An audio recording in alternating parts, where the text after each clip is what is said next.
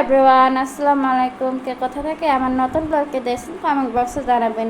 আমি আবারও একটা নতুন মাছ রান্না নিয়ে হাজির হলাম। প্রথমে চুলায় কড়াই বসিয়ে দিয়ে তেল গরম হলে জিরা ফোড়ন দিলাম, মতো পেঁয়াজ দিয়ে হালকা একটু লাল লাল করে ভেজে নেব। তারপর টমেটো দিলাম, টমেটো দিয়ে আর একটু নেড়ে চেড়ে নেব। টমেটো দিলে মাছের স্বাদটা অন্যরকম হয়ে যায়, আবার কালারও আসে। তো একটু হয়ে গেলে, কষানো হয়ে গেলে লবণ দিয়ে দেবো। একটু কষিয়ে নিয়ে কাঁচামরিচ স্বাদ মতো দিয়ে দেবো। একটু ভালো করে কষিয়ে নেব। আমি অন্যরকমভাবে মাছটি রান্না করার চেষ্টা করব। মাছগুলো একে একেভাবে দিয়ে দিলাম। আজকে একটু ভাজলাম না, কাঁচা মাছ রান্না করব দেখে কাঁচা ভাবটা রেখে দিলাম। ভাবে রান্না করলে অনেকটা স্বাদ আসে। রাখা ছিল না, আজকে টাটকা মাছ ছিল, তাই এভাবে রান্না করলাম।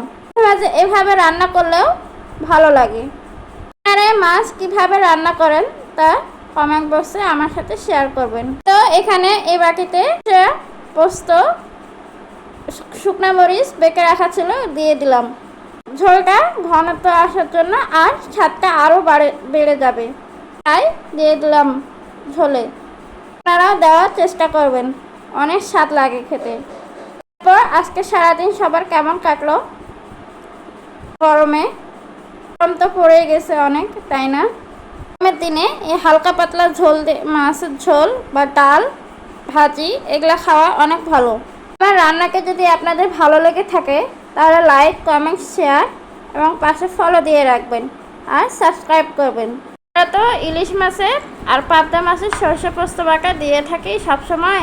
কখনো কালাবাস মাছে সরিষা পোস্ত বাটা দিয়ে খাওয়া হয়নি। তো প্রায় মাছ রান্না শেষ। এখন একটু কাঁচামরিচ দিয়ে দিলাম। কাঁচামরিচ দিলে একটু স্বাদ আসে, আর একটু ঢাকনা মরিচ দিয়ে দিলে একটু ফ্লেভারটা আসে। যে কাঁচা সরষের তেল দিয়ে দিব, খেতে অনেক ভালো লাগে। কাঁচা সরিষার তেলে ফ্লেভারটা চলে আসে। রান্নাটা কেমন লাগলো তা জানাবেন আমাকে কমেন্টে। এই তো রান্না শেষ, এখন সার্ভিং ডিশে ঢেলে নেব। দেখুন কালারটা অনেক সুন্দর আসছে, তাই না? আপনারা এভাবে বাসায় রান্না করে খাওয়ার চেষ্টা করবেন। তো ইলিশ মাছই নয়, অন্য মাছে এভাবে কিন্তু রান্না করা যায়। কোনো মাছ ভালোভাবে রান্না করলে কিন্তু অনেক স্বাদ হয়, বা যদি বেটে রাখা মশলা দিয়ে রান্না করা হয়। তো আমার প্রায় রান্না মাছ রান্না শেষ।